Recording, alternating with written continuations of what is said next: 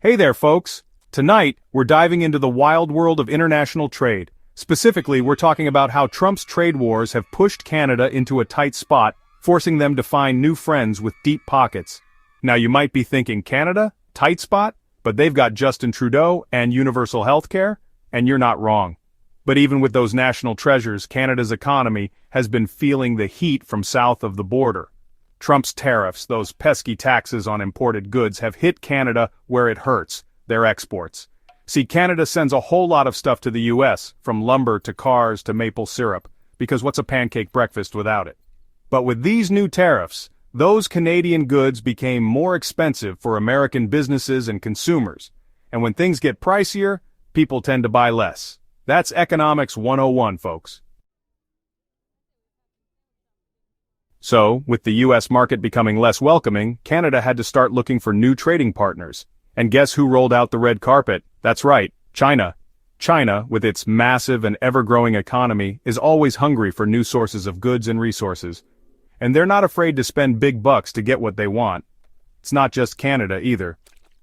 Mexico and the European Union, also caught in the crossfire of Trump's trade wars, have been cozying up to China as well. It's like a global game of musical chairs, and nobody wants to be left standing when the music stops. This new trade alliance is a win-win for both sides.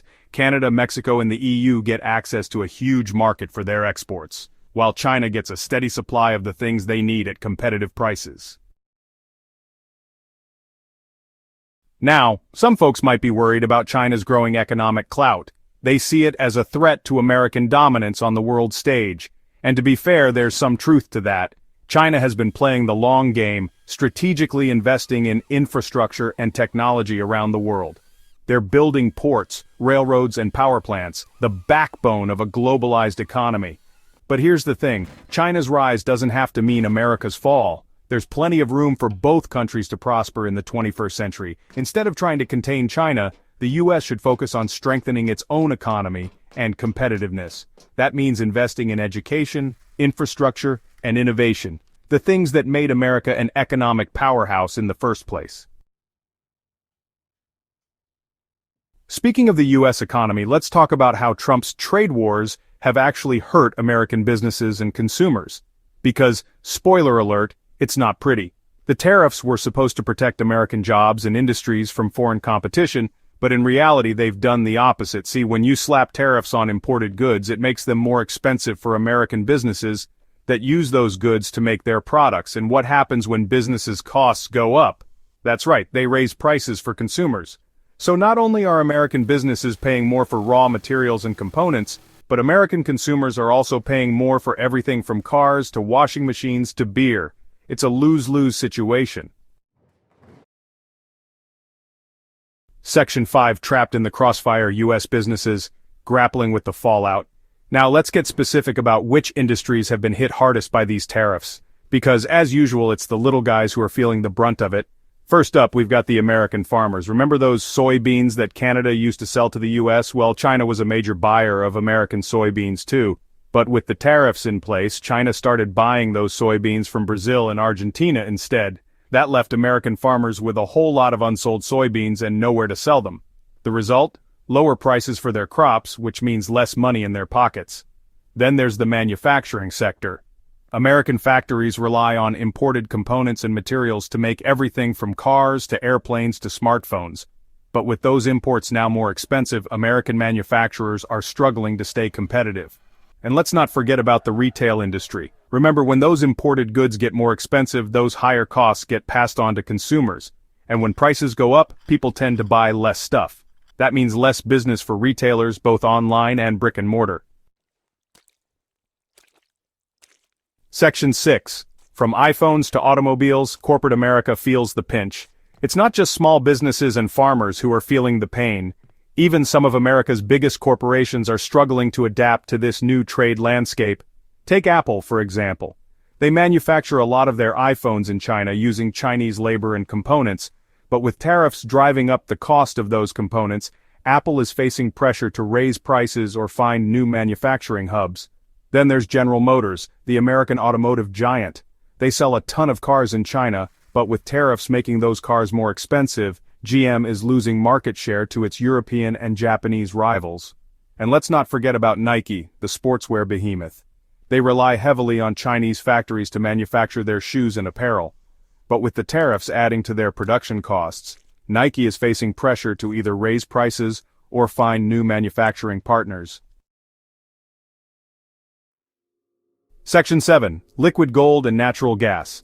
The new energy highway between Canada and China. But hey, it's not all doom and gloom, folks. While the US is busy shooting itself in the foot with tariffs, Canada and China are forging a new kind of partnership, one built on energy. Canada, with its vast reserves of oil and natural gas, is perfectly positioned to become a major energy supplier to China, which is always hungry for more power to fuel its booming economy. To facilitate this energy trade, Canada is investing in new pipelines and export terminals. These infrastructure projects will make it easier and cheaper to ship Canadian oil and gas to China. One such project is the Trans Mountain Pipeline expansion, which will triple the capacity of an existing pipeline carrying oil from Alberta to the Pacific coast. From there, the oil can be loaded onto tankers and shipped across the Pacific to China. Another key project is the LNG Canada terminal in Kitimat, British Columbia. This massive facility, set to begin operations in 2025, will chill natural gas into a liquid form, making it easier to transport by ship to Asian markets including China. Section 8. A looming trade deficit. The uncertain future of U.S. economic dominance. So, what does all this mean for the United States? Well, for starters, it means that America's days as the undisputed leader of the global economy might be numbered.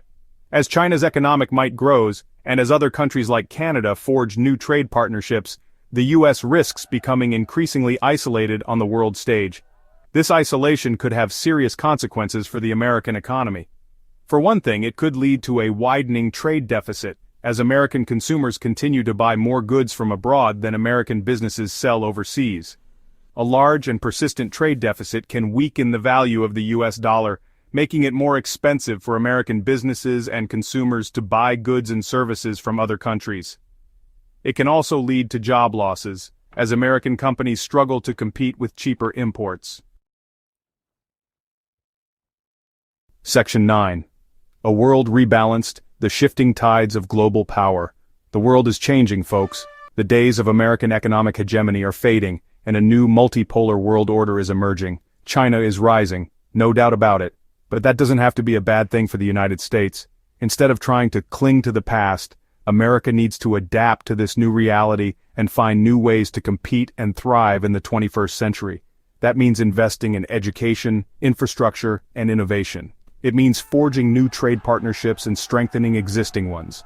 And it means working with other countries to address global challenges like climate change and pandemics. The future is uncertain, but one thing is clear: the world is no longer America's oyster. It's time for the U.S. to wake up and smell the coffee, or in this case, the Canadian maple syrup.